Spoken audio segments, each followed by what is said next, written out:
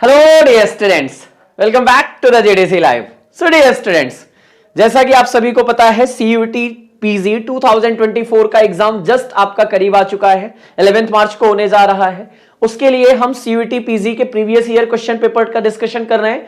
23 का video already ने देख लिया होगा। चलिए 22 के क्वेश्चन पेपर के भी बात करते हैं। इसमें भी सेम वही पैटर्न था, यानी हमारे टोटल यहां पे 100 क्वेश्चंस, जिसमें से फार्मा से हमारे 75 क्वेश्चंस आए हुए थे। और वो 75 क्वेश्चंस कौन कौन से थे, कहां से आए थे, बहुत सिंपल थे। इसलिए मैं बार बार बोलता हूं कि इसके लिए बहुत ज्यादा टेंशन मत लीजिएगा। सीयूटी पीजी आपका बहुत परफेक्ट जाएगा, एकदम निश्चिंत होकर जाइएगा। चलिए बात करते हैं सीयूटी पीजी 2020 के question paper with proper explanation. लेकिन उससे पहले जरा इसका एनालिसिस कर लेते हैं। 22 में हमारे कितने क्वेश्चंस किस सब्जेक्ट से आए? फार्माकोलॉजी से 15 क्वेश्चंस आपको देखने को मिले, ज्यूरिस्प्रूडेंस से 3 क्वेश्चन, फार्मास्यूटिक्स आपके 23 question, microbiology, biotechnology, biochemistry, organic chemistry से आपके 10 क्वेश्चंस आए, medicinal chemistry, analysis and pharmacognosy से आपके 8 क्वेश्चन आए। सेम चीज यहां भी आपको देखने को मिलेगा। फार्माकोलॉजी, फार्मास्यूटिक्स, ऑर्गेनिक केमिस्ट्री और फार्माकोग्नोसी, ये चारों आपके मेजर सब्जेक्ट्स होते हैं जो almost more than 75 to 80% question ये कवर करते हैं। अब उन्हीं में सबसे पहले शुरुआत करते हैं फ्रॉम द फार्माकोलॉजी। पहला क्वेश्चन देखो, बहुत इजी क्वेश्चन है, डायरेक्ट आप आंसर दोगे, मुझे पूरा विश्वास है। Which of the following inhalational general anaesthetic exist as gas? 23 में भी आपने क्वेश्चन देखा होगा इनहेलेशनल एनास्थेटिक के बारे में, सेम 22 में भी देखा गया। बस अंतर क्या कर दिया गया, यहां पे आपसे गैस पूछ लिया गया। गैस क्या है? Nitrous oxide.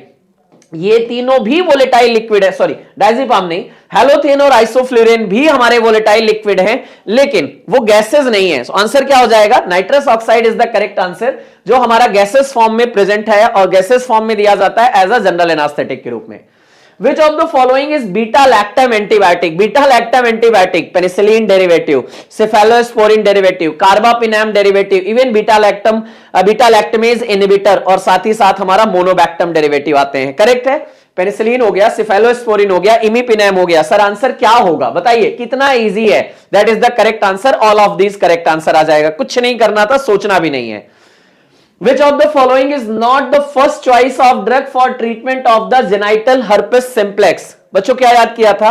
Genital herpes simplex और एंटी हर्पस वायरस क्लासिफिकेशन जब आपने पढ़ा होगा तो वहां पे आपको याद आता है क्या, हमारे अगर मुझे हर्पिस से बचना है तो साइकिल चलाओ, फिट रहो, यही हमने पढ़ा था ना।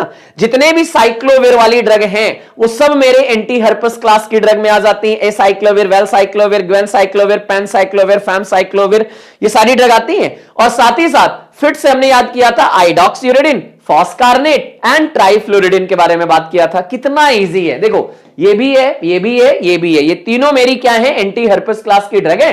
लेकिन सेफेरोक्सिम की बात करेंगे, नहीं सर ये सेफेलोस्पोरिन क्लास की ड्रग है, सर ये एंटीबायोटिक है, ये एंटीवायरल में यूज नहीं होती है। सो सिंपल आंसर दे देना था। Following drug is short acting sedative hypnotic. देखो फिर से वही क्वेश्चन, मैं बार बार आपसे ही बोलता हूं, शॉर्ट एक्टिंग बेंजोडाइजेपिन हिप्नोटिक या शॉर्ट एक्टिंग बेंजोडाइजेपिन डेरिवेटिव याद आए तो पहले आपको याद रखना है एटम। एटम बोले तो हमारी पहली आ जाती है एल्प्राजोलाम, ट्रायाजोलाम, टिमाजिपाम, ऑक्साजिपाम, मिडाजोलाम। शॉर्टेस्ट पूछा जाएगा तो मिडाजोलाम, उसके बाद हमारी ट्रायाजिपाम, नेक्स्ट हमारी टिमाजिपाम, देन ऑक्साजिपाम, देन एल्प्राजोलाम, ये सीक्वेंस होता है। तो यहां पे आंसर कहीं आपको ट्रायाजोलाम देखने को मिल रहा है क्या? सिंपल आंसर लगाओगे कि नहीं? 2023 में भी क्वेश्चन है, 2022 में भी इसका क्वेश्चन आपसे पूछा गया है। Which of the following hypolipidemic drug is HMG CoA reductase inhibitor? और HMG CoA reductase inhibitor की पहचान ही है स्टैटिन क्लास की ड्रग। इजेटिमिब नहीं सर, ये तो बिल्कुल नहीं आएगी। स्टेरॉल एब्जॉर्प्शन इनहिबिटर पे आती है। फेनोफिब्रेट सर तो ये पीपीआर हमारी गामा डेरिवेटिव अल्फा डेरिवेटिव में आ जाती है। रोसवास्टैटिन, हां जी सर स्टैटिन मिल रहा है। Nicotinic acid, lipolysis and triglyceride synthesis inhibitor, आपसे HMG CoA reductase inhibitor. Direct classification है हाइपरलिपिडेमिक एजेंट का, हां जी sir. Which of the following anti tubercular drug is unsafe to prescribe during the pregnancy? Anti tubercular drug, again यहां से question 23 में भी 22 में भी। All the first line anti tubercular drug can be use during the pregnancy except streptomycin. क्यों? क्योंकि aminoglycoside, और aminoglycoside contraindicated होती है। याद आ रही है मेरी बात? साथ ही साथ ड्रग ऑफ चॉइस अगर पूछा गया होता तब रिफैम्पिसिन देते, लेकिन आपसे पूछा गया सेफ नहीं है, सिंपल आंसर दीजिए ना, कुछ नहीं सोचना है, क्लास की डायरेक्ट लाइन है, वहां पे सीधा बोला गया था all first line anti tubercular drug can be used during the pregnancy except streptomycin because it's aminoglycoside derivative which is contraindicated during the pregnancy.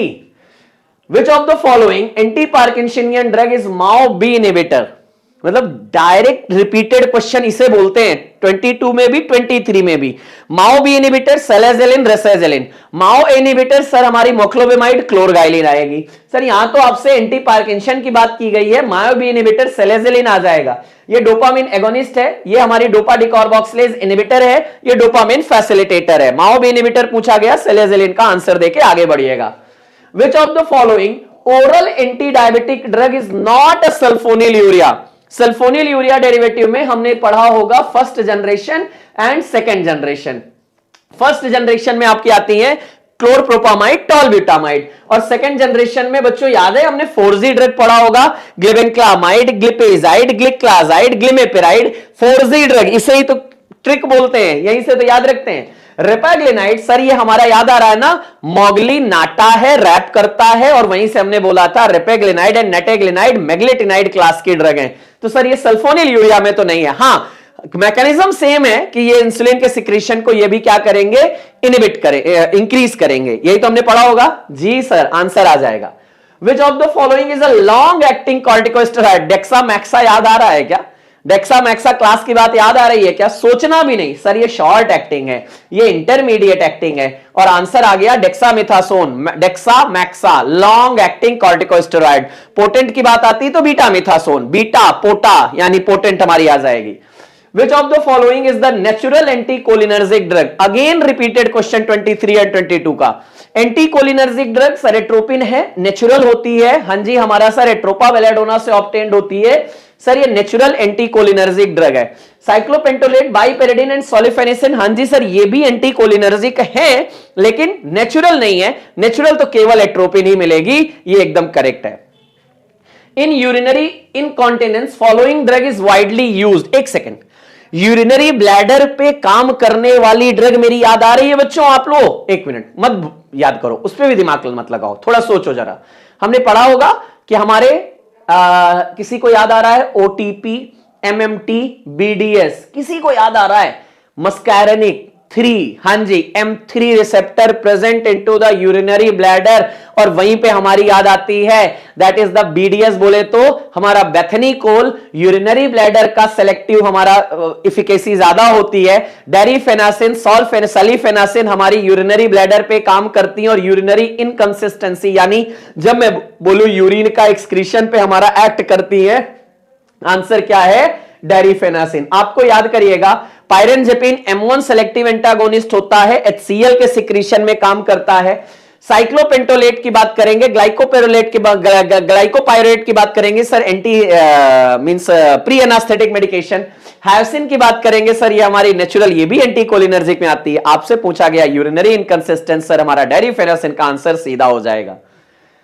Match the list one with the list two. देखो हर बार एक दो question match वाले आते ही आते हैं, ये question वहीं से है। कॉल्चिसिन कहां यूज होती है? किसी बच्चे के मन में हमारा कंफ्यूजन नहीं होना चाहिए। कॉल्चिसिन, हाँ जी सर कॉल्चिसिन की बात करेंगे, कॉल्चिकम ऑटोमेनिल से ऑब्टेन्ड होने वाला कॉल्चिसिन एंटी गाउट में यूज होता है, एक्यूट गाउट में। ये एनाल्जेसिक नहीं है, एंटीपायरेटिक नहीं है, एंटी इंफ्लामेटरी नहीं है, एंटीपायरेटिक नहीं है, सिर्फ और सिर्फ क्या करता है, ये जो केमिकल मीडिएटर होते हैं उनके रिलीज को इनहिबिट करता है। याद आ रही है बात क्लास की? तो colchicine anti gout, A for 2। Next galantamine, अरे गैलेंटामिन की बात करिएगा, गैलेंटामिन हमारी कहां यूज होगी? अब देखो कैम्प्टोथेसिन की बात करेंगे, कैम्प्टोथेसिन हमारा सर कहां यूज हो जाएगा? सर ये हमारा एंटी ट्यूमर में यूज हो जाए, कैम्प्टोथेसिन, विनक्रिस्टिन। अच्छा एक चीज और भी है ना, ठीक है, तो विनक्रिस्टिन सर हाँ जी एक्यूट लिम्फेटिक ल्यूकेमिया, विनक्रिस्टिन याद आ रहा होगा।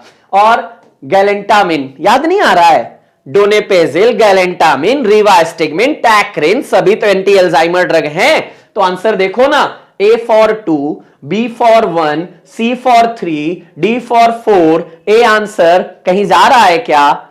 डायरेक्ट क्लासिफिकेशन से क्वेश्चन है और यूथ से, बस और क्या करना था? Inhibition of this enzyme lead to the anti hyper uricemic effect. Hyper uricemia में कौन से एंजाइम को इनहिबिट किया जाता है? One and only one, xanthine oxidase, short form में लिख दिया गया XO। कुछ दिक्कत है क्या? HGPRT सर, ये तो हमारा कोलेस्ट्रॉल से।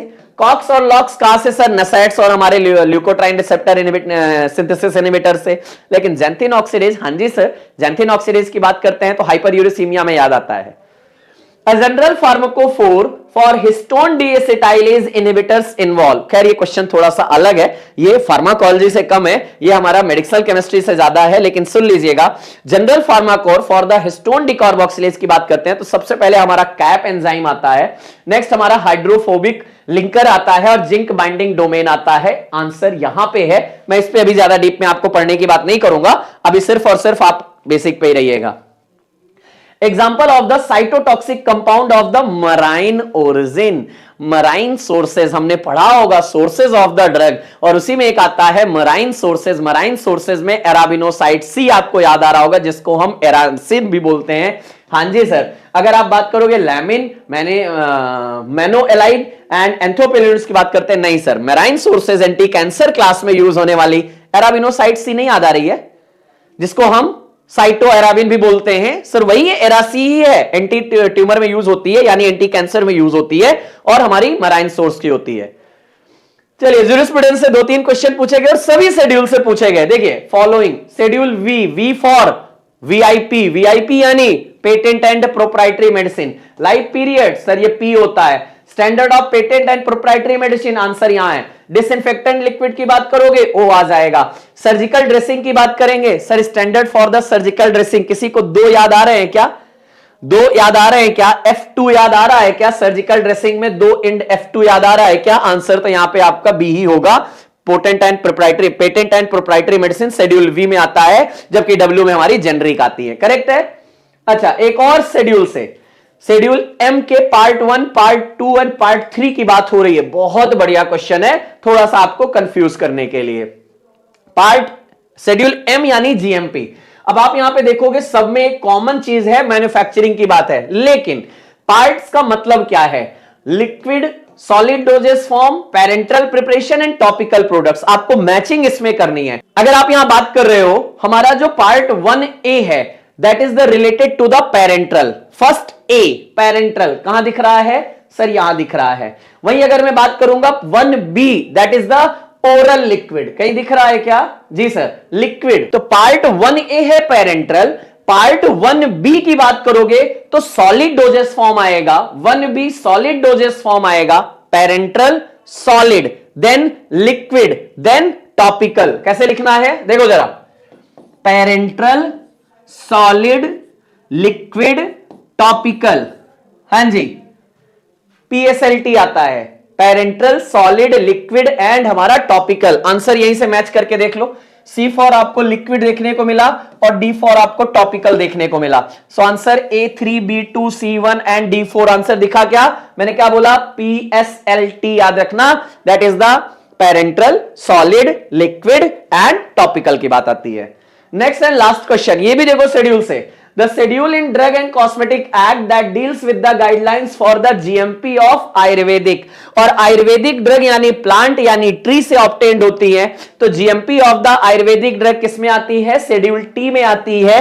आपने टी में 1A और 1B के बारे में भी बात किया होगा, शायद आपको याद आ रही होंगी। तो आंसर यहां पे क्या है? Schedule T related to the Ayurvedic medicine for the GMP। So ये रहे इंपॉर्टेंट हमारे questions from the CUET PG 2022 के क्वेश्चन पेपर से, और आई होप ये क्वेश्चन देखने के बाद आपका एक कॉन्फिडेंस मोटिवेशन भी इंक्रीज हुआ होगा। सो आप सभी को ऑल द बेस्ट। चलिए आगे टीचर्स आपके साथ कंटिन्यू करेंगे। Thank you everyone. सो अब आगे चलते हैं। CUET PG 2022 का जो क्वेश्चन पेपर आप देख रहे थे, अभी तक आपका कोलॉजी ज्यूरिस्प्रूडेंस हो चुका है। इस वाले पार्ट में हमारे साथ आपका फार्मास्यूटिक्स के 23 क्वेश्चन, माइक्रोबायोलॉजी के साथ और एक आपका बायोटेक्नोलॉजी के क्वेश्चन को देखेंगे। विद प्रॉपर एक्सप्लेनेशन हम दिखाएंगे कि कैसे कैसे क्वेश्चन आपके 2022 में बने थे। चलिए, पहला क्वेश्चन यहाँ पे आपका क्या होने वाला है? पूछा गया है, a highly branched polymeric material which is also star shape macromolecule and whose structure resemble with tree is known है। जी हाँ, एक हाईली ब्रांच स्टार शेप क्या होता है, ये आपका मैक्रोमोलिक्यूल और ट्री लाइक स्ट्रक्चर होता था, तो उसे हम क्या बोलते थे, नैनो पार्टिकल, डेंड्राइमर, लिपोसोम या पॉलीमेरिक माइसेल, तो उसे हम सिंपली डेंड्राइमर बोलते हैं। जी हाँ, डेंड्राइमर हाईली ब्रांच होता है, ट्री लाइक स्ट्रक्चर होता है और आपका वेरियस स्टार शेप में आता है, तो सिंपली आपका dendrimer novel drug delivery system का अंतर्गत है। अब यहाँ पे colour break and score break किस का टाइप है, एम्प्यूल का, रबर क्लोजर या इन्फ्यूजन डिवाइस या वॉयल्स का। देखो जो एम्प्यूल होता है ना, एम्प्यूल के जो आपके टिप पे जहां पे ब्रेक करने की बात आती है, कहीं कहीं कलर ब्रेक का हिसाब से दिया रहता है, यानी कलर दिया रहता है वहां से ब्रेक करना होता है, और कहीं कहीं स्कोर दिया रहता है, तो उस हिसाब से ये एम्प्यूल से रिलेट करता है। देखो कितना सिंपल सा क्वेश्चन आया है डियर, ऐसे ही क्वेश्चन आपके बनने वाले हैं। फिर उसके बाद क्वेश्चन है which of the following step in the process of sugar coating of tablet is used to round the edges and build up the tablet size. जी हाँ, शुगर कोटिंग में ऐसा कौन सा स्टेप होता है जिसमें टैबलेट के कोट को राउंड करने के लिए और आपका कह सकते हो कि टैबलेट का साइज बिल्डअप करने के लिए किया जाता है। तो भैया सील कोटिंग आपके कोर को सील करता है, तो ये तो राउंड एज करेगा नहीं। सिरप कोटिंग आपका स्मूथिंग करता है, पॉलिशिंग का तो पॉलिशिंग लास्ट स्टेप हो गया, लेकिन राउंड एज को राउंड बनाना और आपका टैबलेट का साइज बिल्डअप करने का जो स्टेप होगा ना, वो होता है सब कोटिंग। जी हाँ, ऑप्शन यहाँ पे सब कोटिंग आपका राइट हो जाएगा। अगला क्वेश्चन यहाँ पे क्या है, wet granulation of tablet preparation involve following step. जी हाँ, टैबलेट जब बनाते हो डाई ग्रेनुलेशन, वेट ग्रेनुलेशन आपने पढ़ा है, तो वेट ग्रेनुलेशन में कौन कौन सा स्टेप होता है, तो भैया सबसे पहले क्या करते हैं, सारे आपके एपीआई सारे एक्सिपिएंट को क्या करते हैं, मिक्सिंग करते हैं। तो सबसे पहला स्टेप मिक्सिंग हो गया, मिक्सिंग करने के बाद उसका ग्रेनुलेशन किया जाएगा, भी हो जाएगा, उसके बाद उसको सीव किया जाएगा, पार्टिकल को सीव करके उसके बाद कंप्रेशन, यानी ABCD, यही स्टेप कौन सा है, ऑप्शन नंबर सी, ABCD आपका ऑप्शन नंबर सी यहाँ पे राइट हो जाएगा वेट ग्रेनुलेशन से रिलेटेड। अगला क्वेश्चन है which technique does the pharmaceutical industry routinely use to screen for polymorphs of a compound. जी हाँ, फार्मेसी इंडस्ट्री में ऐसी कौन सी टेक्निक जो कि रूटीनली यूज की जाती है, किसके लिए यूज की जाती है, कंपाउंड के पॉलीमॉर्फ्स को स्क्रीन आउट करने के लिए या कंपाउंड के पॉलीमॉर्फ स्ट्रक्चर को बताने के लिए। तो भैया यहाँ पे NMR स्पेक्ट्रोस्कोपी, HPLC, ये मास, ये तो आपके स्पेक्ट्रोस्कोपी के पार्ट हो गए, लेकिन पॉलीमार्क्स कंपाउंड के पॉलीमॉर्फिज्म को बताने के लिए एक्सरे डिफ्रैक्शन, जी हाँ, पाउडर एक्सरे डिफ्रैक्शन टेक्निक होती है। ऑप्शन नंबर यहाँ पे सी राइट हो जाएगा, ऑप्शन नंबर सी। आगे क्वेश्चन क्या है, the oil in water type emulsion are produce by such emulsifying agent. जी हाँ, किसकी बात की जा रही है, ऑयल इन वाटर। वाटर यहाँ पे कंटिन्यूअस फेज है, ऑयल आपका डिसकंटिन्यूअस मतलब स्मॉल फेज में है। तो भैया oil in water emulsifying agent जब आपने पढ़ा था, इमल्सन पढ़ा था, तो उसमें मेनली आपका कह सकते हो गम एकेसिया यूज होता था, एज वेल एज आपके सेपोनिन्स ऑयल इन वाटर के इमल्सिफाइंग एजेंट है, और मेथिल सेलुलोज ये आपके ऑयल इन वाटर के हैं। बीज वैक्स और वूल फैट यहाँ पे नहीं होगा, तो ADE ऑप्शन आपका यहाँ पे सी राइट हो जाएगा, ऑप्शन सी। ठीक है, आगे चलते हैं। यहाँ पे लिखा गया है the amount of drug decrease as follows from a solid dosage form, the decrease in the amount of drug appear to be first order, zero order process, pseudo first order या नन ऑफ द अबव। तो भैया यहाँ पे देखो 10 minute, 20 minute, 60 minute, 94 minute, 120 minute, 130 minute, अलग अलग आपका timing दिया है।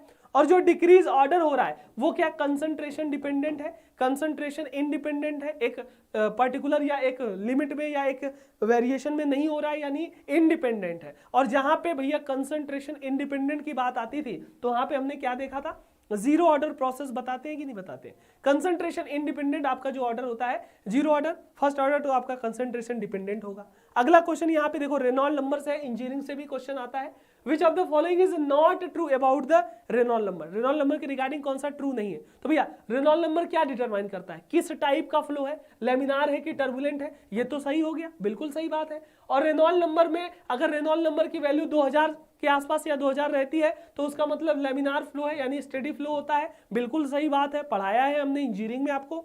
उसके बाद अगर रेनॉल्ड नंबर की वैल्यू 4000 है तो उसका मतलब फ्लो का आपका टर्बुलेंट फ्लो होगा, बिल्कुल सही बात है। 4000 रेनॉल्ड नंबर वैल्यू यानी कि आपका टर्बुलेंट फ्लो, ये भी सही है। लास्ट आपका क्या है, considering standard condition, Reynold number value की अगर 8000 होगी तो वो आपका ट्रांजिशनल फ्लो होगा क्या, नहीं, इसका कहीं भी 8000 और कह सकते हो रेनॉल्ड नंबर की वैल्यू ट्रांजिशनल फ्लो का कहीं बात ही नहीं आता।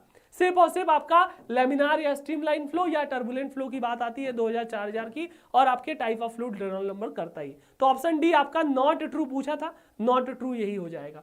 अगला question, which of the following material is most commonly use for blister packaging of tablet and capsule. जी हाँ, टैबलेट कैप्सूल की जो ब्लिस्टर पैकेजिंग होती है ना, ब्लिस्टर वगैरह उभरा रहता है, देखते हो ना, वो ब्लिस्टर किस प्लास्टिक से बना होता है भैया? सेलिफोन से, सेलोफैन से, या पॉलीएक्राइलेट से, या पॉलीविनाइल क्लोराइड, या फिर पॉलिएस्टर। तो भैया पीवीसी मटेरियल होते हैं। कौन से होते हैं? पीवीसी मटेरियल होते हैं। उनको मोल्ड करके, हीट देके उनको ब्लिस्टर फॉर्म में कन्वर्ट करते हैं, तब जाके आपका टैबलेट कैप्सूल वहां पैक होता है। पैकेजिंग मटेरियल का क्वेश्चन है, सिंपली ऐसे ही क्वेश्चन आते हैं डियर, सिंपल सा और आपके टू द पॉइंट्स। अगला है, Noyes Whitney equation is used to describe the. जी हाँ, ये क्वेश्चन आपके 2023 में भी आया था, 2022 में भी है। Noyes Whitney equation, first order kinetics, zero order, second order, या डिसोल्यूशन रेट। तो सिंपली आपके डिसोल्यूशन रेट को डिस्क्राइब करता है नॉइज विटनी इक्वेशन। क्लियर है? ये आपने लास्ट उसमें भी देख लिया था। The abbreviation of Latin word RX। जी हाँ, RX का मतलब क्या होता है? सुपरस्क्रिप्शन, ये तो पता ही है, प्रिस्क्रिप्शन का पार्ट है। सुपरस्क्रिप्शन साइन ऑफ जुपिटर, मतलब गॉड ऑफ हीलिंग। इसका मतलब होता है टेक दो लैटिन में होता है, जिसका मतलब यू टेक, आपको लेना है, इसे लेना है। RX लिखने के बाद पूरी दवाइयों का नाम रहता है कि नहीं रहता है? तो उसका मतलब क्या होता है? यू टेक होता है। सिंपल। ये क्वेश्चन कितना आसान है, आपके प्रिस्क्रिप्शन से क्वेश्चन 23 में भी था और इसमें भी है, तो इसको ध्यान के दे करके चलना, प्रिस्क्रिप्शन के पार्ट से क्वेश्चन आते हैं। अगला है, लिस्ट 1 और लिस्ट 2 को मैच करो, साइज रिडक्शन मेथड की बात की जा रही है। तो भैया कटिंग मेथड कौन करता है? कटर मिल सिंपली करता है। ए का थर्ड किस में है? आपका पहले ही ऑप्शन में है। कंप्रेशन मेथड आपका रोलर मिल कर देगा, बी का आपका फोर्थ हो जाएगा। फिर उसके बाद अगर बात करते हैं इम्पैक्ट आपका फर्स्ट हो जाएगा, और कंबाइंड इम्पैक्ट और एट्रिशन की बात कर ले, fluid energy mill, option A यहाँ पे राइट हो जाएगा। अगर आपने साइज रिडक्शन के मिल पढ़े, उनके सिंपल हमने बताया भी था, प्रिंसिपल से क्वेश्चन टू द पॉइंट आता है, तो कल वाले पेपर में भी प्रिंसिपल याद करके जाना, वहां से क्वेश्चन बनेगा। अगला है, लिस्ट ए और लिस्ट 2 को यहाँ पे डिस्पर्स सिस्टम से मैच कराना है। तो भैया ये बताओ, गैस और लिक्विड आपने किस में देखा था? आपने फोम में ही तो देखा था। जो फोम होता है किसका मिक्सचर होता है? गैस और लिक्विड का। तो सही बात है, पहले का चौथा, ए का चौथा आपका इसमें मिल गया। फिर सॉलिड लिक्विड की बात कर ले, कोई अगर आपका डिस्पर्स सिस्टम सॉलिड लिक्विड है तो उसे हम क्या बोलेंगे? सस्पेंशन ही तो बोलेंगे, सॉलिड लिक्विड सस्पेंशन। यानी क्या? बी का थर्ड भी आपका हो गया। लिक्विड क्या होता है भैया? इमल्सन लिक्विड होता है, टू इमिसिबल लिक्विड का मिक्सचर, ऑयल और वाटर का। तो यहाँ पे सी का फर्स्ट हो गया, और सॉलिड गैस आपका सॉलिड एरोसॉल हो गया। ऑप्शन नंबर बी यहाँ पे राइट हो जाएगा। थोड़ा सा इमेजिन करोगे ना, क्वेश्चन बहुत डीप नहीं है, थोड़ा सा घुमा के दिया है, और अगर आपने पढ़ा है, तैयारी सही से की है, तो ये सारे क्वेश्चन हो जाएंगे। अगला question, during the preparation of calamine lotion, gel to sol conversion of bentonite is achieved by the addition of following agent. जी हाँ, कैलामाइन लोशन के प्रिपरेशन के दौरान कैलामाइन लोशन को जेल से सोल्यूशन में, जी हाँ, जेल टू सॉल कन्वर्जन जो बेंटोनाइट का हो रहा है ना, किसके एडिशन से होगा? ट्रैगाकैंथ, ये तो और विस्कोसिटी बढ़ा देगा, तो कहां सॉल्यूशन बनेगा? एकेसिया, जिलेटिन, ये तीनों क्या होते हैं? आपके विस्कोसिटी को बढ़ाएंगे। तो हमको विस्कोसिटी बढ़ाना नहीं है, हमें तो घटाना था ना। तो जेल टू सॉल कन्वर्ट करता है कौन? Sodium citrate. जी हाँ, ऑप्शन यहाँ पे राइट हो जाएगा सी, सोडियम सिट्रेट आपका जेल से सॉल में कन्वर्जन करने का काम करता है। अगला क्वेश्चन यहाँ पे, लिस्ट 1 और लिस्ट 2 को मैच करना है। यहाँ पे डिग्री ऑफ साइज रिडक्शन दिया है, और यहाँ पे मेथड दिया है, यहाँ पे आपको कन्वर्ट करना है। सबसे आसान पकड़ो, जब मैच ऑफ द फॉलोइंग वाले क्वेश्चन आते हैं, एकदम आसान वाला पकड़ो। अगर हम बात करते हैं वेरी फाइन की, तो वेरी फाइन या अल्ट्रा फाइन या माइक्रो आयनाइजर हम किसे बोलते थे? फ्लूइड एनर्जी मिल को बोलते थे कि नहीं बोलते थे? तो डी को आप सेकंड लगा सकते हो। अब डी का सेकंड कहां पे है? ऑप्शन नंबर बी में दिख गया। फाइन पाउडर आपका इम्पैक्ट एट्रिशन कह सकते हो, सी का फर्स्ट दिख गया। और अगर हम लार्ज पीसेस की बात कर लें, तो ये कटर और कंप्रेशन में होता है, कोर्स पाउडर आपका इम्पैक्ट में हो गया। तो ऑप्शन नंबर यहाँ पे बी इसका सीधा दिख गया। एकदम सिंपल सा क्वेश्चन ये भी है, यानी कि मिल से क्वेश्चन आ रहे हैं, इसको आप लोग छोड़ना नहीं है। लिस्ट ए दिया है, लिस्ट 2 दिया है, यहाँ पे भी मिलाना है। इसमें टैबलेटिंग के प्रोसेस है और टैबलेट के डिफेक्ट से क्वेश्चन है। Lamination, mottling, picking, capping. भैया लैमिनेशन किसे बोलते हैं? जब टैबलेट 2 या 2 से अधिक डिस्ट्रिक्ट लेयर में टूट जाए। तो ए का 4 किस में है? आपका सी में है, डी में है, तो ये दोनों ऑप्शन हटा दिए। चलो भैया पिकिंग मतलब क्या होता था? स्टिक हो जाना, यानी कि आपका स्टिक हो जाता है, पंच से स्टिक हो जाता है। तो सी का सेकंड कर सकते हो, और मॉटलिंग में अनइवन डिस्ट्रीब्यूशन होगा, और कैपिंग का तो पहला हो जाएगा।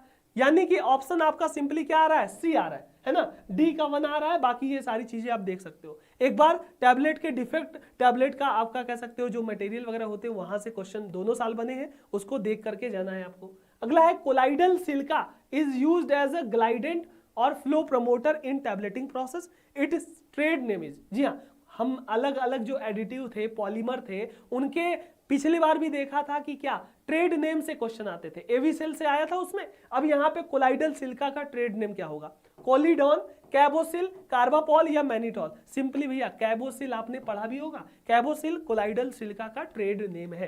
क्लियर है। अगला, कोई ड्रग है जिसकी सॉल्युबिलिटी 1 ग्राम पर लीटर है वाटर में और उसको एडमिनिस्ट्रेट कर दिया जाता है ओरल रूट से, उसका डोज क्या है 500 mg और वो अब्जॉर्ब हो जाता है लगभग 95%। यानी ड्रग की क्या है, सॉल्युबिलिटी यहाँ पे हाई है। और अगर ड्रग आपका किस कैटेगरी से बिलोंग करेगा, देखो 1 ग्राम पर लीटर उसका क्या है, वाटर में सोल्यूशन है, तो 500 आपका जो mg ड्रग है उसका आपका 95% लगभग क्या हो रहा है, सॉल्युबल हो रहा है। यानी कि हाई सॉल्युबिलिटी है, हाई सॉल्युबिलिटी है, हाई परमिएबिलिटी है। High solubility, high permeability class 1 की ही तो बात आती है ना। क्लास 1 बीसीएस क्लासिफिकेशन आपने देखा होगा, class 1 high solubility, high permeability, तो ये आपका ऑप्शन ए होगा।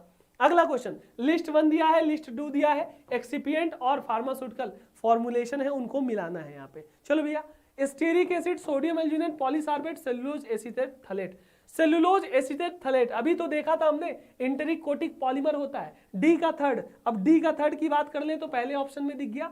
फिर उसके बाद करते हैं स्टीरिक एसिड। स्टीरिक एसिड किसका एग्जांपल है, सिंपली टैबलेट में ल्यूब्रिकेंट का। जी हाँ, बिल्कुल सही बात है। सोडियम एल्जीनेट किसका एग्जांपल है, सस्पेंडिंग एजेंट का। पॉलीसार्बेट क्या है, सर्फेक्टेंट हो गया कि नहीं हो गया, ऑप्शन ए ही तो सही है।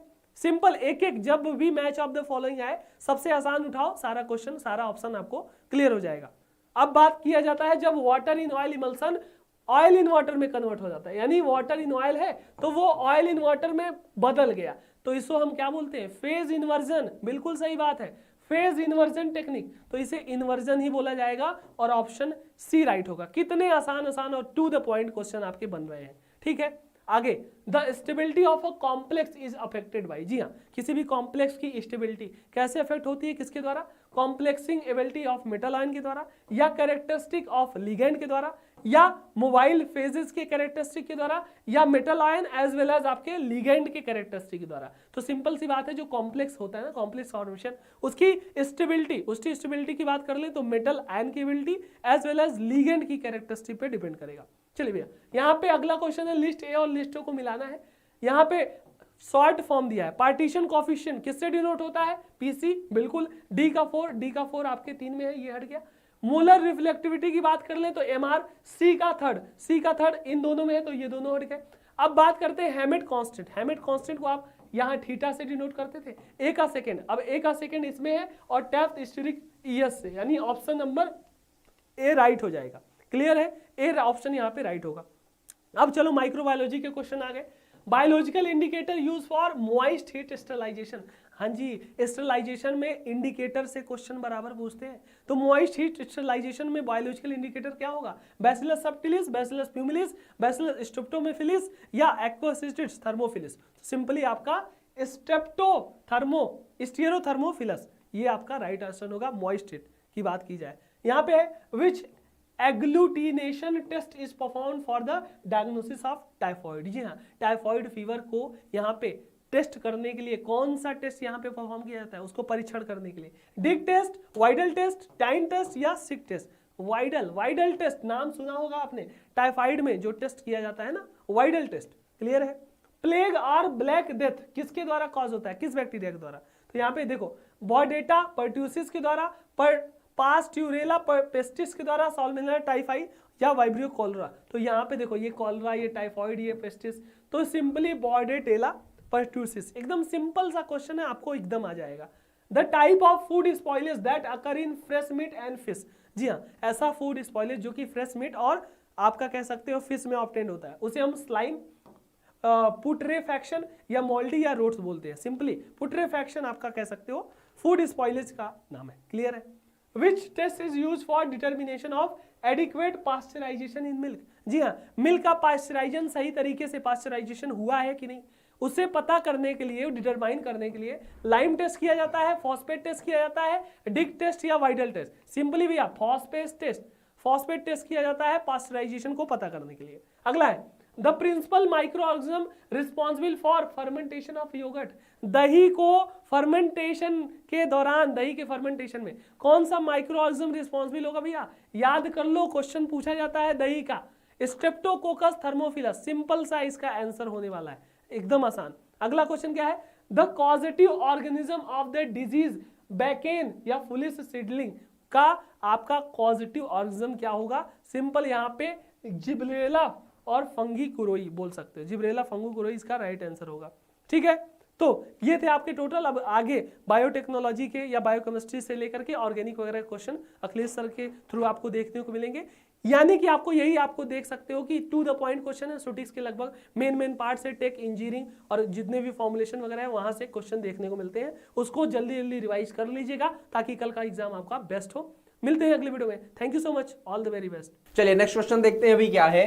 50 नंबर क्वेश्चन, और ये कह रहा है alpha D glucose and beta D glucose are. So alpha और बीटा फॉर्म जो होते हैं ग्लूकोज के, ये क्या होते हैं? एनोमर्स होते हैं, एपीमर्स होते हैं, रोटामर्स होते हैं या फिर टॉटोमर्स होते हैं। सो ना तो ये रोटामर्स में आएंगे ना ये आपके आएंगे टॉटोमर्स में। एनोमर और एपीमर में क्या सीन है? तो यहां क्योंकि ग्लूकोज के ही दो कंपाउंड्स की बात की जा रही है, तो यहां एक ही कंपाउंड की बात की जा रही है और उसके अल्फा फॉर्म और बीटा फॉर्म की बात करते हैं, तो ये आपके एनोमर्स होते हैं। ये क्या होते हैं? आपके एनोमर्स हो जाया करते हैं। तो आपका ए ऑप्शन क्या होगा? करेक्ट हो जाएगा। नेक्स्ट क्वेश्चन क्या है देखिए, which one of the following name reaction utilises PPH3 as a reagent. तो यहाँ पे ट्राइफेनाइल फॉस्फोरस यहाँ पे आता है। तो ये आपके कौन से नेम रिएक्शन की बात करते हैं? तो देखो इसकी अगर आप बात करो, यहाँ पे क्या है, फेनाइल ग्रुप्स लगे हुए होते हैं 3, और यहां लगा हुआ होता है एक एल्कीन ग्रुप, CH2 ग्रुप लगा हुआ होता है। और इसकी रिएक्शन जब हम कराते हैं किसके साथ में? इसकी रिएक्शन कराते हैं कार्बोनिल कंपाउंड्स के साथ में, तो हमको क्या मिलता है? एल्कीन मिल रहा होता है। और इस रिएक्शन का नाम क्या होता है? This is Wittig. विटिग ये रहा, देखो विटिग रिएक्शन होता है। सी ऑप्शन क्या होगा आपका? करेक्ट हो जाएगा। यहां से आपका क्या होता है? बीटेन इंटरमीडिएट भी देखने को मिलता है। बीटेन इंटरमीडिएट, और बीटेन इंटरमीडिएट कैसा होता है? कि साइक्लिक इंटरमीडिएट होता है, साइक्लिक इंटरमीडिएट हो रहा होता है। सो आपका सी ऑप्शन क्या हो जाएगा? यहां से करेक्ट हो जाएगा, विटिग रिएक्शन होता है यह। अगला क्वेश्चन क्या है? The Karl Fischer reagent consist of a mixture of anhydrous methanol. जी हाँ, सही है। और कार्ल फिशर बेसिकली किस लिए यूज किया जाता है? तो ये वाटर कंटेंट को कितना है अमाउंट, उसको प्रेजेंट, उसको क्या करने के लिए हम लोग मेजर करने के लिए यूज करते हैं। तो यहाँ मिथेनॉल होता है, हाँ जी सही है। आपका एक बेस होता है, कौन सा बेस होता है? पिरीडीन होता है, जी हाँ यहाँ पे लिखा गया हुआ है। आयोडीन होता है साथ में, जी हाँ सही है। और सल्फर डाइऑक्साइड। तो यस, आपका जो कार्ल फिशर रिएजेंट होता है उसमें ये चीजें तो होती हैं, बिल्कुल सही बात है। ए स्टेटमेंट तो आपका करेक्ट है। The reaction of Karl Fischer reagent with water is H2O plus iodine plus SO2। ये आपका पिरीडीन नहीं है। और मिथेनॉल, तो देखो यहाँ पे रिएक्शन क्या है? रिएक्शन आपकी यहाँ पे रॉन्ग लिखी गई हुई है, तो स्टेटमेंट 2 क्या हो जाएगा? इनकरेक्ट हो जाता है। सो स्टेटमेंट 1 तो करेक्ट है, बट स्टेटमेंट 2 क्या है आपका? इनकरेक्ट है। तो statement 1 is correct but statement 2 is incorrect. तो सी ऑप्शन क्या होगा आपका? यहाँ पे करेक्ट हो जाएगा। सी स्टेटमेंट आपका सही है आपका यहाँ पे। नेक्स्ट क्वेश्चन क्या है? The product of the following reaction is. ये आपका क्या है? ये आपका एल्किल मैग्नीशियम हैलाइड है। और यहां आपके पास में क्या प्रेजेंट है? आपको दिया गया हुआ था फॉर्मल्डिहाइड। और एसिडिक कंडीशन में आप रिएक्शन कराओगे तो जो MgCl है ये यहां से निकलेगा, और ये आपको जो है यहां आपको निगेटिव चार्ज के थ्रू ये यहां अटैक करेगा, तो ये आपको इधर शिफ्ट हो जाएगा। तो ये आपकी मिल जाएगी यहाँ एक साइक्लोएल्केन मिल जाएगा, साइक्लोहेक्सेन। और यहाँ आपको क्या है? COH लग जाएगा, और 2 हाइड्रोजन्स जो थे तो उसको हम चाहे तो एक साथ ही लिख देते हैं। चलो इसको CH2 लिख देते हैं और OH बन जाएगा। तो ये आपको यहाँ पे मिलेगा। देखो कहाँ है ऐसा? ये रहा। आपको सेकंड ऑप्शन देखो जरा। सेकंड ऑप्शन क्या होता है? न्यूक्लियोफिलिक एडिशन रिएक्शन प्रोसेस होता है। यहाँ पे कार्बोनिल कंपाउंड्स की रिएक्शन कराते हैं जब हम ग्रिग्नार्ड रिएजेंट के साथ में। तो सेकंड ऑप्शन आपका करेक्ट हो जाता है। नेक्स्ट क्वेश्चन फर्दर देखते हैं जरा। आपका मैच कराना है। ये क्या है डियर, ये आपकी DCC है, दैट इज डाइक्लोरोकार्बीन है ये, तो ए ऑप्शन कार्बीन है। ये लो आपका फर्स्ट को मैच कराओ सेकंड के साथ में, तो ये रॉन्ग हो जाएगा, ये रॉन्ग हो जाएगा। यहाँ ए में 2 था।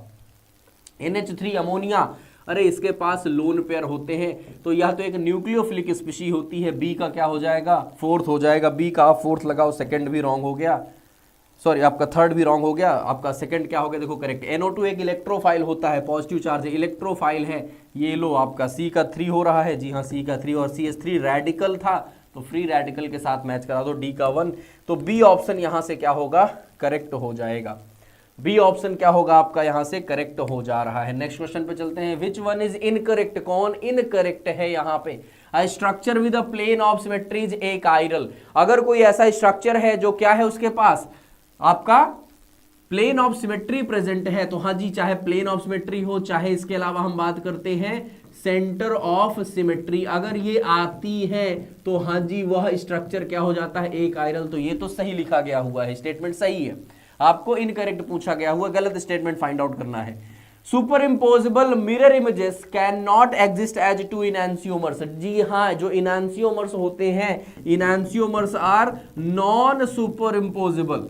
तो ये तो आपके नॉन सुपर इम्पोजेबल हुआ करते हैं, नॉन सुपर इम्पोजेबल होते हैं। यहां आपको लिखा गया हुआ है superimposable mirror images can not exist as enantiomer, तो ये पॉइंट भी तो सही लिखा गया हुआ है, कैन नॉट एग्जिस्ट, तो ये पॉइंट भी सही हो गया। इनकरेक्ट फाइंड आउट करना है। Chiral doesn't mean enantiomerically pure. क्या कायरलिटी का प्रेजेंट होना इनैंसियोमेरिकली प्योर सब्सटेंस को बताता है? जरूरी थोड़े है, जरूरी तो नहीं है ना भाई। एक बात बताओ, अगर हमने बोला कि हमारा कोई कंपाउंड कायरल है, तो क्या जरूरी है कि वो 100% एक ही टाइप का ही वहां पे क्या है आपका इनैंसियोमर होगा? जरूरी नहीं है। इनैंसियोमेरिकली प्योर के लिए चाहिए कि सिर्फ एक ही टाइप का आपका इनैंसियोमर वहां पे हो, केवल एक ही टाइप। अगर डी है तो सिर्फ डी होना चाहिए, एल है तो केवल एल होना चाहिए। लेट सपोज हमने बोला वहां पे क्या है 75% डी है और 25% क्या है एल है, तब भी वो आपका रहेगा तो कैसा आपको रहेगा, तो फिर भी वो आपको कायरल ही ना। तो ये भी तो आपको बिल्कुल सही बात लिखी गई है। अच्छा, diastereomers have similar physical properties. Diastereoisomers, 3 word हमने इसके स्टार्ट में ही करेक्ट किए थे। डी क्या होता है, डायस्टीरियोमर्स है, क्या होते हैं डिफरेंट इमेजेस आर डायस्टीरियोमर्स, जो डिफरेंट इमेजेस होते हैं। और डिफरेंट इमेजेस होने का मतलब ही क्या है कि इनकी फिजिकल प्रॉपर्टीज डिफरेंट होती है। डायस्टीरियोइसोमर्स को हम लोग क्या कर सकते हैं, सेपरेट कर सकते हैं वेरियस फिजिकल मेथड से, melting point, boiling point, freezing point, refractive index, solubility, dipole moment, सब इनका क्या होता है डिफरेंट होता है, अलग होता है। तो ये आपका क्या होता है सिमिलर लिख दिया, तो यही क्या हो जाएगा इनकरेक्ट हो जाएगा। और इनकरेक्ट ही आपको पूछा गया हुआ था, इनकरेक्ट ही आपसे पूछा गया हुआ है। तो डी क्या है इनकरेक्ट लिखा गया हुआ है। इनकी डिफरेंट फिजिकल केमिकल प्रॉपर्टीज होती हैं। नेक्स्ट क्वेश्चन है identify the polar aprotic solvent. Polar हो बट कैसा हो, एप्रोटिक हो, means without protons. Without protons means H+ आपके नहीं प्रेजेंट होने चाहिए, H+ नहीं हो। वाटर ये तो पोलर भी है, प्रोटिक भी है। बेंजीन नॉन पोलर है, ये क्या है नॉन पोलर होता है। ये क्या है पोलर और प्रोटिक है, प्रोटिक है। डाइमेथाइल सल्फॉक्साइड DMSO, ये आपका क्या होता है पोलर होता है और कैसा होता है एप्रोटिक होता है। पोलर एप्रोटिक सॉल्वेंट होता है आपका जो डाइमेथाइल सल्फॉक्साइड हुआ करता है। और नेक्स्ट क्या है एसिटिक एसिड आता है, तो यस ये भी क्या है पोलर और प्रोटिक में आ जाएगा, पोलर प्रोटिक में आ जाएगा। और ये DMSO क्या होता है हमने बात की हुई है, तो ये क्या हो जाएगा पोलर एप्रोटिक हो जाता है। सी ऑप्शन क्या होगा करेक्ट हो जाएगा। कमेंट में आपको बताना है कि पोलर एप्रोटिक ये जो DMSO है ये हम कौन से टाइप के रिएक्शंस में यूज कर रहे होते हैं, इसको आप लोग मुझे कमेंट पे बताएंगे। नेक्स्ट क्वेश्चन क्या है, choose the correct order of reactivity of the following carbonyl compounds towards nucleophilic substitution reaction. Nucleophilic substitution reactions के लिए इनमें से कौन से कंपाउंड्स हैं जो कि फास्ट रिएक्शंस को शो करेंगे। रिएक्टिविटी जिनकी सबसे फास्ट होगी, मींस जो सबसे ज्यादा अनस्टेबल होंगे वो सबसे फास्ट रिएक्टिविटी शो करेंगे। अनस्टेबिलिटी किस वजह से है उसको थोड़ा सा यहां पे हमको चेक करना पड़ेगा। डियर यहां आप देखेंगे कि जो कार्बोनिल कार्बन है, कार्बोनिल कार्बन्स हैं, यही कार्बोनिल कार्बन में इलेक्ट्रॉन डेफिशिएंसी होने की वजह से क्या होंगे, इनकी रिएक्टिविटी होंगी। जो कार्बोनिल कार्बन सबसे लेस इलेक्ट्रॉन डेफिशिएंट होगा वह सबसे लास्ट में रिएक्शन को शो करेगा, मतलब उतना ही लेट रिएक्टिविटी उसकी आएगी। देखो अब देखते हैं जरा यहाँ पे क्या है हमारे पास में एसिड हैलाइड है। एसिड हैलाइड सबसे फास्ट रिएक्शंस को शो करेंगे, सबसे तेजी से रिएक्शन कोई शो कर सकता है, दैट इज एसिड हैलाइड। दो रीजन है। पहला, भाई ऑक्सीजन तो क्या कर रहा है, यहां से इलेक्ट्रॉन डेफिशिएंसी क्रिएट कर ही रहा है, साथ ही साथ जो क्लोरीन है ना, क्लोरीन के पास में यहाँ पे लोन पेयर्स हैं, 3 लोन पेयर्स हैं। बट हम हैलोजेंस का एक्सेप्शनल केस क्या देखते हैं कि ये इलेक्ट्रॉन डोनेट नहीं करना चाहते हैं, इनका इलेक्ट्रॉन डोनेशन पावर बहुत ही लेस होता है। ऊपर से यहाँ क्लोरीन है तो क्लोरीन की जो ओवरलैपिंग भी होगी इस कार्बन के साथ में वह बहुत ही कम हो सकती है। बाकी इन सभी केसेस में जरा देखते हैं, इन सभी केसेस में क्या हो सकता है, क्रॉस रेजोनेंस हो रहा है यहाँ पे, और रेजोनेंस होने की वजह से यहाँ पे क्या होगा, देखो ऑक्सीजन के पास लोन पेयर है, ऑक्सीजन के पास लोन पेयर है, नाइट्रोजन के पास लोन पेयर है, क्योंकि यहाँ ऑक्सीजन था और यहाँ नाइट्रोजन था, तो कंपेयर टू ऑक्सीजन नाइट्रोजन ज्यादा बेटर ओवरलैपिंग करेगा, ज्यादा लेस इलेक्ट्रोनेगेटिव होने की वजह से ऑक्सीजन से वो ज्यादा इलेक्ट्रॉन इस कार्बन की तरफ शिफ्ट कर पाएगा। तो यहाँ पे इलेक्ट्रॉन सबसे ज्यादा यहाँ पे आ सकते हैं एज कंपेयर टू ऑक्सीजन। तो हमारा सबसे लीस्ट रिएक्टिव जो होगा वह कौन सा होगा, डी होगा। सबसे ज्यादा जो रिएक्शन यहाँ शो कर सकता है वो ए होने वाला है, तो ए सबसे फास्ट रिएक्शन शो करेगा। ये आपका रॉन्ग हो सकता है, ये आपका रॉन्ग हो सकता है। सबसे फास्ट रिएक्टिविटी दो ही जगह में ए सबसे ज्यादा टॉप पर दिया गया हुआ है, देखो सबसे ज्यादा टॉप पर ए है, तो या तो ये या तो ये। हमने बोला डी सबसे लीस्ट होगा, तो यहाँ तो सी सबसे लीस्ट था, तो ये भी आप रॉन्ग कर सकते हैं। बचे हुए हैं ये। अब इन दोनों केसेस में देखो बी और सी में क्या है, आप बोलोगे कि बी ज्यादा फास्ट रिएक्शन क्यों करेगा, क्योंकि यहां भी ऑक्सीजन है यहां भी ऑक्सीजन है। उसके लिए दो रीजन है। देखो ऑक्सीजन का जो ये लोन पेयर है वो इधर भी जा रहा है, इधर भी जा रहा है, और वापस से इधर भी जा रहा होगा, इधर भी जा रहा होगा। तो एज कंपेयर टू यहां इधर जो ऑक्सीजन है ना, इस ऑक्सीजन के लोन पेयर रेजोनेंस में कम पार्टिसिपेट कर पा रहे होंगे, इस वजह से बी की रिएक्टिविटी ज्यादा हो रही है सी के कंपैरिजन में। क्रॉस कॉन्जुगेशन वहां पे देखो क्योंकि हो रखा है, इसलिए हमने बोला सबसे फास्ट रिएक्शन ए होगा, फिर बी शो करेगा, then C and then D. तो आपका ए ऑप्शन क्या होगा यहाँ पे, करेक्ट हो जाएगा।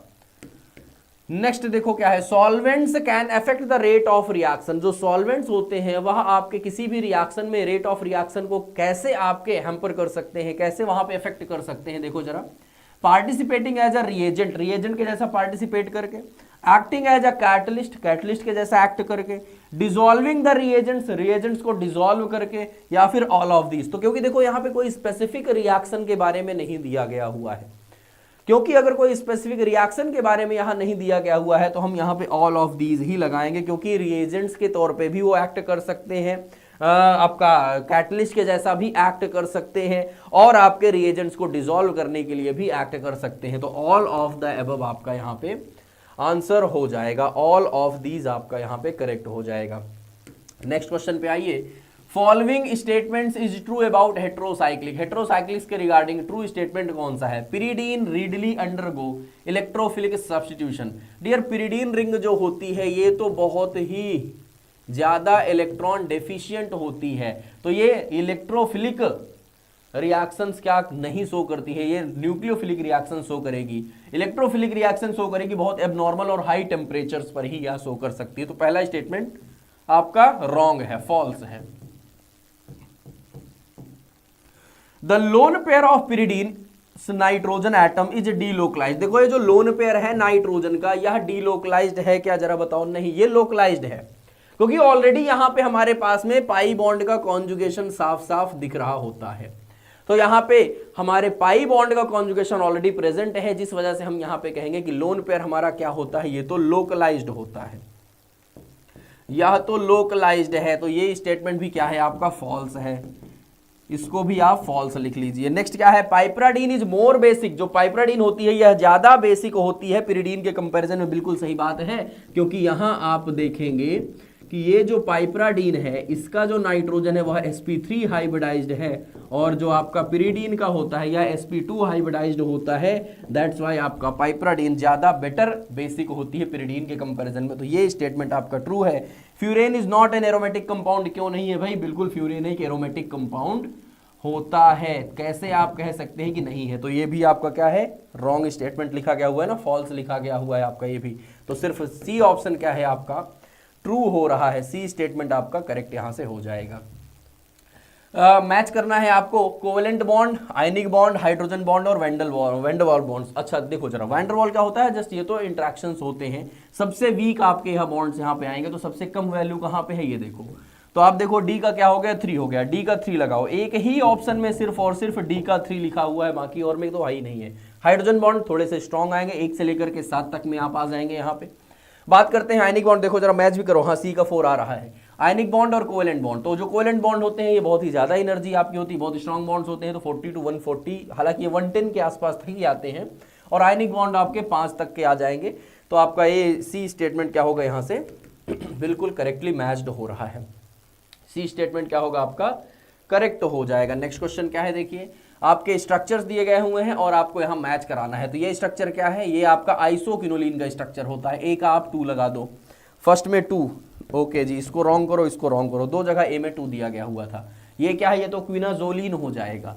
तो ये क्विनाजोलिन, बी का 1 ये रहा, ये क्या है क्विनोलिन है, और ये क्या है काउमेइन है। तो सी का 3 और डी का 4, सी स्टेटमेंट ये भी क्या है आपका करेक्ट है, सी आंसर यहाँ पे भी आपका करेक्ट हो जाएगा। अगला आ जाइए, the product of aromatic hydroxylation of acetanilide catalysed by cytochrome CYP450। तो यहाँ पे जरा बताइए इनमें से क्या हो जाएगा आपका। आप अगर हाइड्रोक्सिलेशन कराते हैं एसिटानिलाइड का तो क्या मिलता है, एसिटोमिनोफेन बनता है, पैरासीटामोल बनता है। अरे कहाँ है, देखो ना पैरासीटामोल, ये रहा।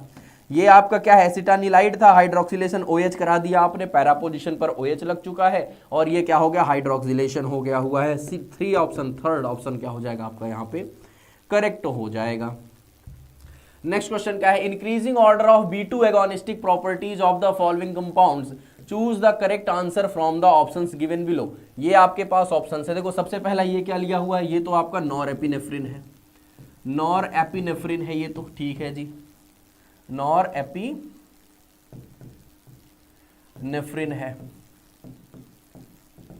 अच्छा ये क्या है, ये देखो ये आपका एपिनेफ्रिन है, एड्रेनलिन जिसको आप बोलते हैं, तो ये हो गया आपका एपिनेफ्रिन। तो नॉरएपिनेफ्रिन तो पक्की बात है, एपिनेफ्रिन से लो एक्टिविटी शो करता है। यहाँ पे क्या है, ये आपका आइसोप्रेनलिन हो रहा है, हाँ जी, ये आपका आइसोप्रेनलिन आपका है, इसकी एक्टिविटी ज़्यादा ही बेटर होती है आपके किसके कंपैरिजन में, एपिनेफ्रिन से। और यहाँ पे क्या है, देखो ये तो कोल्टेरॉल है, ये तो कोल्टेरॉल है, इसकी एक्टिविटी आपके आइसोप्रेनलिन से भी ज़्यादा बेहतर होती है।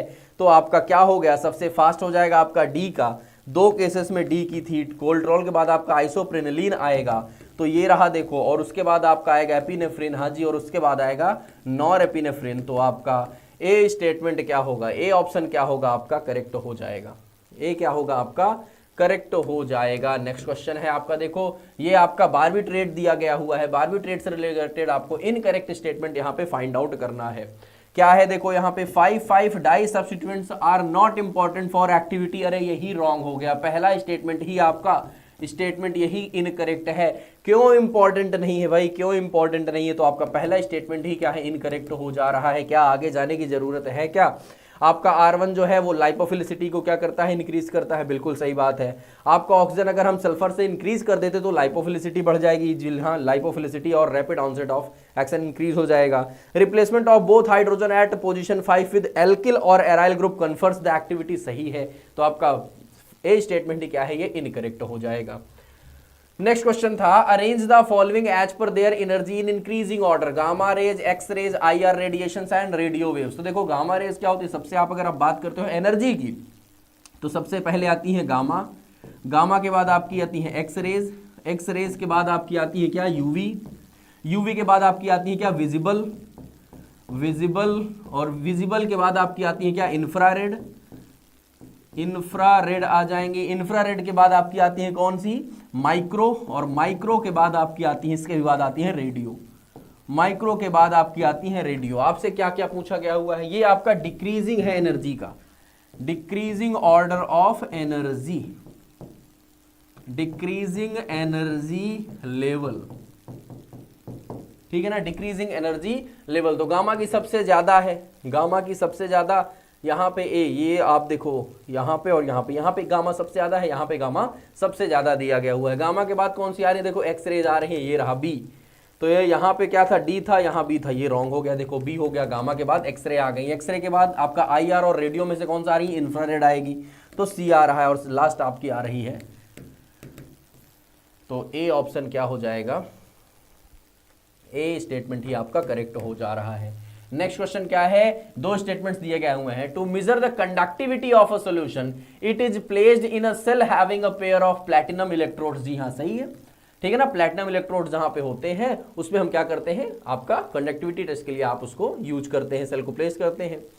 Analytical methods based upon the measurement of a quantity of electricity are termed as coulometric methods. जी हाँ, ये पॉइंट भी सही है आपका, ठीक है ना, ये पॉइंट भी आपका सही है। तो दोनों स्टेटमेंट्स ही आपके यहाँ पे करेक्ट दिए गए हुए हैं, दोनों स्टेटमेंट्स आपके करेक्ट हैं, both statements are correct. HRF value are in the range of, जो HRF वैल्यूज होती हैं, रिटार्डेशन फैक्टर्स होता है, वो आपका रेंज होती है 0 to 1, 1 to 10, 0 to 100 या 100 to 1000, तो ये रेंज होती है 0 से लेकर के 100 तक की होती है। सी ऑप्शन क्या होगा आपका यहाँ पे करेक्ट हो जाएगा डियर, सी ऑप्शन क्या होगा आपका करेक्ट हो जाएगा। तो ये थे आपके केमिस्ट्री के क्वेश्चंस। फार्माकोग्नोसी से जो क्वेश्चन पूछे गए हैं उन्हें हम सॉल्व करेंगे। देखते हैं कौन कौन से क्वेश्चन पूछे गए हैं फार्माकोग्नोसी सब्जेक्ट से। Among the following which is an example of primary metabolites. ठीक है, प्राइमरी मेटाबोलाइट का एग्जाम्पल इनमें से कौन सा है, ऑप्शन देख लीजिए, एल्कलॉइड, कार्बोहाइड्रेट, ग्लाइकोसाइड, सैपोनिन। तो प्राइमरी मेटाबोलाइट क्या हो गया, नाम से क्लियर है, प्राइमरी मीन्स क्या हो, जिनका प्राइमरी रोल हो, फर्स्ट रोल हो कह सकते हैं, या इंपॉर्टेंट रोल हो। ठीक है, और मेटाबोलाइट दिया गया है, इट मीन्स जैसे कि प्लांट अपना जो फूड है खुद ही बनाता है, कार्बन डाइऑक्साइड, वाटर, ऑक्सीजन, जो आपका फोटोसिंथेसिस करके। ठीक है, तो जैसे उनसे जो प्रोडक्ट बन रहा है, जो फूड बन रहा है समझ लीजिए, ठीक है, जैसे कि आपके अमीनो एसिड हो गए, ठीक है, अमीनो एसिड बन रहा है, कार्बोहाइड्रेट बन रहा है, तो ये आपके क्या हो जाएंगे, ये कहलाएंगे आपके प्राइमरी मेटाबोलाइट। अब इन्हीं की एक्सेस हो जाएंगी, ठीक है, इन्हीं का जब अमाउंट बहुत ज़्यादा हो जाएगा तो ये क्या बनाते हैं, सेकेंडरी मेटाबोलाइट। तो ये जो प्राइमरी है, नाम से क्लियर है, इनका इंपॉर्टेंट रोल है, प्राइमरी रोल है। तो ये जो प्लांट के लिए क्या करेंगे, मेन फंक्शन परफॉर्म करते हैं, जैसे कि इनका डेवलपमेंट हो गया, रिप्रोडक्शन, ये सारी चीज़ों के लिए मेनली काम कौन करेगा, प्राइमरी मेटाबोलाइट। ठीक है, और यदि हम बात करते हैं इनके एक्सेस से क्या बनेगा आपका सेकेंडरी मेटाबोलाइट। ठीक है, तो ये इंपॉर्टेंट नहीं हो गए, ये डिफेंसिव एक्शन परफॉर्म करेंगे किनके लिए, प्लांट के लिए। ठीक है, जैसे कि कोई इंसेक्ट वगैरह है तो इन सभी से बचाव के लिए काम कौन करेगा, सेकेंडरी मेटाबोलाइट। ओके, तो प्राइमरी मेटाबोलाइट यहाँ पर क्या है, जैसे कि कार्बोहाइड्रेट, अमीनो एसिड, ये सारी चीज़ें प्लांट के लिए प्राइमरी मेटाबोलाइट होंगी, और इन्हीं से जब क्या बनेंगी, सेकेंडरी मेटाबोलाइट, जैसे कि एल्कलॉइड, ग्लाइकोसाइड, सैपोनिन, ये क्या कहलाएंगी, सेकेंडरी मेटाबोलाइट, जो कि प्लांट के लिए तो इंपॉर्टेंट नहीं होंगी बट हमारे लिए क्या करते हैं, थेरेपेटिक एक्शन परफॉर्म ये करते हैं। ठीक है, कार्बोहाइड्रेट हो जाएगा। नेक्स्ट चलते जाते हैं, क्या कुछ है, तो यहाँ पे मैच द फॉलोइंग दिया गया है, एक्यारीसाइड, इंसेक्टिसाइड, रोडेंटिसाइड और मोलस्कीसाइड दिया गया है। ठीक है, एसेंशियल ऑयल ऑफ एंड्रोप्सिस जिनेंड्रा का दिया गया है। ठीक है, इंसेक्टिसाइड में दिया है pyrethrum, red squill and berries of Phytolacca dodecandra. ठीक है, तो यहाँ पर देखिए एक्यारीसाइड, एक्यारीसाइड क्या होता है, जैसे कि खटमल, ठीक है, खटमल वगैरह है तो उनके ये सारे पेस्ट कंट्रोल से आपका क्वेश्चन पूछा गया है। एक्यारीसाइड में जो आपके खटमल वगैरह है उनको क्या करेगा, किल करेगा, तो वो है आपका एसेंशियल ऑयल ऑफ जेनेंड्रा। ठीक है, ये आपका फर्स्ट का यही हो जाएगा आंसर। इंसेक्टिसाइड, जो इंसेक्ट को रिप्लेट करें तो पायरेथ्रम, पायरेथ्रम प्लांट आपने देखा है तो इनका फ्लावर का यूज भी किया जाता है, ये क्या है, इंसेक्ट को रिप्लेंट के लिए यूज में आते हैं। रोडेंटिसाइड जैसे कि माउस, रैट, ये सारे हैं तो इनको किल करने के लिए यूज होगा, तो मेनली रेड स्क्विल जिसे हम जंगली प्याज भी कहते हैं, इनका यूज किया जाता है। मोलस्कीसाइड, ठीक है, इनका हम लोग यूज करते हैं, जो बेरीज है, फाइटोलक्का डोडेकेंड्रा, ठीक है, इनका यूज किया जाता है मोलस्कीसाइड की तरह। तो यहाँ पर आपका फर्स्ट आंसर ही क्या हो जाएगा, करेक्ट हो जाएगा, जो कि आप देख पाएंगे डायरेक्टली इनका आंसर ए का 1, बी का 2, सी का 3 और डी का 4 रहने वाला है। ठीक है, तो ये आप लोग देख सकते हैं, पूरा यहाँ पर एक्सप्लेनेशन भी बहुत अच्छे से यहाँ पर आपको मिल जाएगा और इसको आप लोग स्क्रीनशॉट ले लेंगे। रोडेंटिसाइड, इंसेक्टिसाइड, एक्यारीसाइड, फंगिसाइड और हर्बिसाइड का एग्जाम्पल भी यहाँ पर दिया गया है। ठीक है, देख सकते हैं, यहाँ पर स्क्रीनशॉट ले लेंगे। आगे चलते जाते हैं, नेक्स्ट क्वेश्चन है यहाँ पर स्टेटमेंट बेस्ड। स्टेटमेंट क्या है, agar, guar, gum, acacia and castor oil belong to the carbohydrate class of drug. Talc, kaolin and bentonite are used as pharmaceutical aid. तो यदि हम बात करते हैं अगार, गौर, गम, अकेशिया, जी हाँ कार्बोहाइड्रेट है, बट कैस्टर ऑयल क्या है, ऑयल ही, नाम ही क्लियर है, ये क्या है, लिपिड और ऑयल में ये आएंगे। तो यहाँ पर जो आपका फर्स्ट स्टेटमेंट है वो क्या हो गया, पहले ही रॉन्ग हो गया। फिर यदि बात करेंगे टाल्क, केओलिन और बेंटोनेट क्या दिया है, pharmaceutical aid. Pharmaceutical aid means क्या होता है, ये ऐसे सभी स्टेन्स होंगे जिनका कोई फार्माकोलॉजिकल और थेरेपेटिक इनका कोई एक्टिविटी नहीं होता, बट ये जो हमारे फार्मास्यूटिकल्स इट मीन जैसे कि टैबलेट हो गया, कैप्सूल है, जो आपके डोजेस फॉर्म है, इनके प्रिपरेशन में ये एज अ एक्सिपिएंट कह सकते हैं यूज हो, जैसे कि बाइंडर हो गया, आपके डिसइंटीग्रेटिंग एजेंट, ये सारी चीज़ें आप टैबलेट कैप्सूल के प्रिपरेशन में स्टडी भी करते होंगे। तो ये जो आपके टाल्क, केओलिन, बेंटोनेट है वो फार्मास्यूटिकल एड की तरह जी हाँ यूज में आते हैं। तो आपका स्टेटमेंट फर्स्ट है वो क्या हो गया, इनकरेक्ट है, क्योंकि यहाँ पर कैस्टर ऑयल दे दिया गया है, ये यदि नहीं रहता तब ये स्टेटमेंट सही हो जाता। ठीक है, तो यहाँ पर फर्स्ट स्टेटमेंट रॉन्ग है, पर सेकंड क्या है आपका बिल्कुल राइट है भाई। ओके, चलिए आगे चलते जाइए। Datura stramonium leaves are distinguished from the leaves of datura innoxia by the margin which possess teeth divided the sinus. ठीक है, फिर दिया second, datura stramonium leaves are distinguished from the leaves of datura innoxia by the lateral veins which run into marginal teeth. ठीक है, दोनों ही क्या है, इनके मॉर्फोलॉजी से क्वेश्चन पूछा गया, धतूरा स्टामोनियम और धतूरा एनॉक्सिया से। ओके, चलिए इनका इमेज देखते हैं तो आपको दोनों चीज़ें क्लियर हो जाएगी। ये आप जो इमेज देख रहे हैं वो क्या है, धतूरा स्टामोनियम का, और ये धतूरा एनॉक्सिया का। तो यहाँ पर आप देखेंगे जो फर्स्ट स्टेटमेंट था इनका क्या होता है, मार्जिन टिथ लाइक। ठीक है, डेंटेड मार्जिन है, आप देख पा रहे हैं।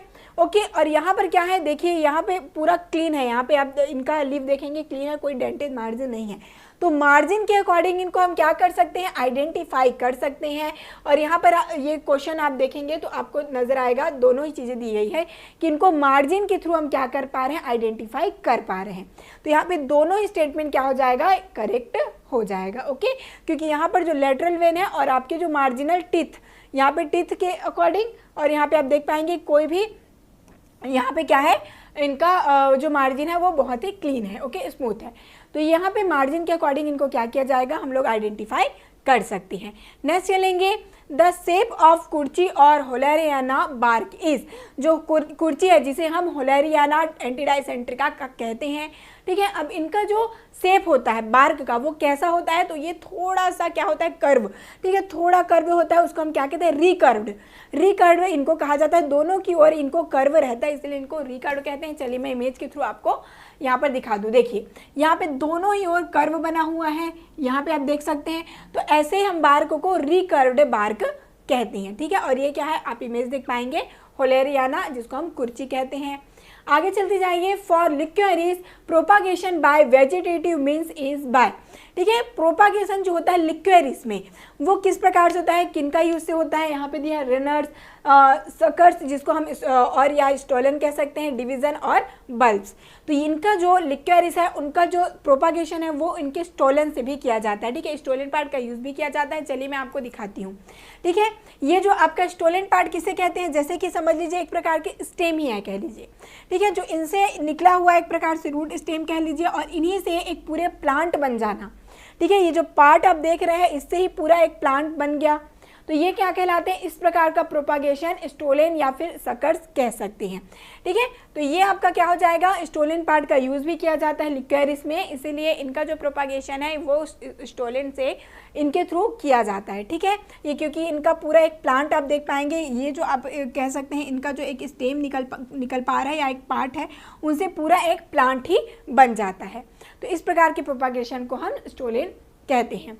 अब आगे आएंगे, caffeine, theophylline and theobromine chemically belong to which class. कौन से क्लास से बिलोंग करता है, कैफीन, थियोफाइलिन और थियोब्रोमीन। पायरिमिडिन दिया है, क्यूमेरिन, ज़ैंथिन एंड फ्लेवॉन्स। तो इसका करेक्ट आंसर हो जाएगा ज़ैंथिन। इसका स्ट्रक्चर देखेंगे, चलिए ये देखिए, ये है आपका ज़ैंथिन स्ट्रक्चर। ठीक है, जहाँ पे आप देख पाएंगे कैफीन में भी यही स्ट्रक्चर आपको देखने को मिलेगा, थियोफाइलिन में भी यही स्ट्रक्चर देखने को मिलेगा, और थियोब्रोमीन में केवल इनका जो और सब्स्टिट्यूशन है जो आपके मेथिल ग्रुप का वही बस चेंज होता है। फिर जो मेन न्यूक्लियस है वो क्या है, ज़ैंथिन न्यूक्लियस होता है। तो यहाँ पर करेक्ट आंसर क्या हो जाएगा, ज़ैंथिन। ओके, आगे चलें। नेक्स्ट क्वेश्चन है आपका यहाँ पर मैच द फॉलोइंग से, जो कि सिंथेसिस बायोसिंथेसिस से क्वेश्चन पूछा गया है। Shikimic acid pathway, mevalonic acid pathway, Embden Meyerhof of जिसको हम ग्लाइकोलाइसिस कहते हैं, ठीक है, और tri carboxylic acid pathway TCA cycle. तो देखिए सिक्मिक एसिड पाथवे में अल्टीमेटली क्या कुछ बनता है, तो 3 चीज़ें बनती, फेनिलालिन, टायरोसिन और ट्रिप्टोफेन, ठीक है। आपको यहाँ पर तुरंत ही आंसर मिल गया, फेनिलालिन और टायरोसिन यहाँ पर दिया ही है। आगे चलेंगे मेवालोनिक एसिड पाथवे, जिसमें क्या बनता है, ये जो टर्पेनॉइड्स आपके होते हैं उनकी सिंथेसिस ये करता है, जहां पर फार्नेसिल पायरोफॉस्फेट बनते हैं, ठीक है। फार्नेसिल पायरोफॉस्फेट कार्बन 15 कंपाउंड बनेगा, okay. Embden mayor of means glycolysis में क्या कुछ होता है, ग्लाइकोलाइसिस में अल्टीमेटली पायरुविक एसिड बनता है, याद रखिए पायरुवेट, ठीक है, जिसको हम पायरुविक एसिड कहते हैं। देन आपका TCA साइकिल, TCA साइकिल में क्या कुछ होता है, तो 12 मॉलिक्यूल बनते हैं ATP के। आपने स्टडी किया होगा आपके कार्बोहाइड्रेट वाले चैप्टर में, जब आप स्टडी और साथ ही साथ आपकी बायोकेमिस्ट्री में भी, ठीक है। तो 2 मॉलिक्यूल ऑफ कार्बन डाइऑक्साइड बनते हैं साथ ही साथ, और 12 ATP बनती हैं। तो यहाँ पे क्या हो जाएगा आपका सिग्मिक एसिड पाथवे, तो फर्स्ट का हो जाएगा 3, ठीक है। मेवालोनिक एसिड आपका सेकंड का हो जाएगा क्या 2, तो यहाँ पर क्या हो जाएगा, करेक्ट आंसर आप देख सकते हैं ये जो C है, ठीक है। तो ये आपका हो गया करेक्ट आंसर जो मैच द फॉलोइंग था। तो इस प्रकार से ये सारे क्वेश्चन जो इंपॉर्टेंट थे वो पूछे गए हैं। All the best.